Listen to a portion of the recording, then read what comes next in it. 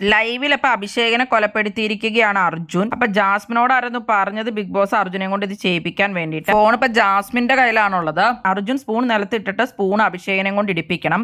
അപ്പൊ അർജുൻ എന്ത് ചെയ്തു എന്ന് വെച്ചാൽ അർജുൻ അപ്പൊ ഒരു കപ്പിൽ കുറച്ച് കേക്ക് എടുത്തുകൊണ്ട് വന്നിട്ട് അത് സ്പൂൺ ഇട്ടിട്ട് ഇവരെല്ലാവരും ഇരിക്കുമ്പോൾ അവിടെ വന്നിട്ട് കോരി കഴിച്ചുകൊണ്ടിരിക്കും. ജിൻഡോയും അതുപോലെ തന്നെ ഋഷിയും CID ആയിട്ട് മാറിയിരിക്കുകയാണ് മലയാളികളെ കണ്ടുപിടിക്കാനായിട്ട്. അപ്പൊ അവരിങ്ങനെ പൂജേനെ സംശയിച്ച് ചോദ്യം ചെയ്തുകൊണ്ടിരിക്കുകയാണ്. അപ്പൊ അവിടെ എല്ലാവരും നിൽക്കുന്ന സമയത്ത് അഭിഷേകിന്റെ അടുത്ത് വന്ന് നിന്നിട്ട് അർജുൻ അപ്പൊ ഇത് കഴിച്ചുകൊണ്ടിരിക്കുമ്പോൾ സ്പൂൺ അവിടെ അർജുൻ മനഃപൂർവ്വം നിലത്തിടും. അത് കഴിഞ്ഞിട്ട് അഭിഷേകിനോടൊന്ന് എടുത്തു തരാൻ പറയും. അങ്ങനെ അഭിഷേക് അത് എടുത്തു കൊടുക്കുന്നുണ്ട്. അപ്പോഴാണ് അഭിഷേക് കൊല്ലപ്പെട്ടിരിക്കുന്നത്. പൂജ അപ്പൊ അവിടെ പറയുന്നുണ്ട് ഇതൊക്കെ ചിലപ്പോൾ തെളിവുകളായിരിക്കും എന്നൊക്കെ. അത് കഴിഞ്ഞിട്ട് പൂജ ജിൻഡോയോട് പറയുന്നുണ്ട്. ജിൻഡോ ആയിട്ട് ഒരു സ്പൂണൊക്കെ അവിടെ മേടിച്ചു വെച്ചിട്ടൊക്കെ ഉണ്ട്. കേസപ്പോ തെളിഞ്ഞിട്ടില്ല. ആദ്യം തന്നെ ടാസ്ക് തുടങ്ങിയപ്പോൾ തന്നെ അർജുനും മിക്കവർക്കും തന്നെ അങ്ങനെ സംശയമുണ്ട് ശരിക്കും. ശ്രീതു ആണെങ്കിൽ അർജുന്റെ പുറകെ തന്നെ ആയിരുന്നു. അങ്ങനെയാണ് അപ്പൊ ബിഗ് ബോസ് അതുകൊണ്ട് ജാസ്മിന് ഫോൺ കൊടുത്തോളാൻ പറഞ്ഞത്. ഈ ഒരു സാഹചര്യത്തിൽ ജാസ്മിൻ ഫോൺ വെച്ചോളാം ബിഗ് ബോസ് പറയുകയുണ്ടായി. അല്ലെങ്കിൽ ശ്രീതു ചിലപ്പോൾ അത് പിടിച്ചേനെ. അർജുൻ ഈ സമയം ബാത്റൂമിലൊക്കെ പോണോണ്ട് ശ്രീധുവിന് ഭയങ്കര സംശയമായിരുന്നു. അങ്ങനെ ഇപ്പം 3 പേരാണ് കൊല്ലപ്പെട്ടത്. ശ്രീരേഖയും റസ്മിനും അതുപോലെ തന്നെ അഭിഷേകും.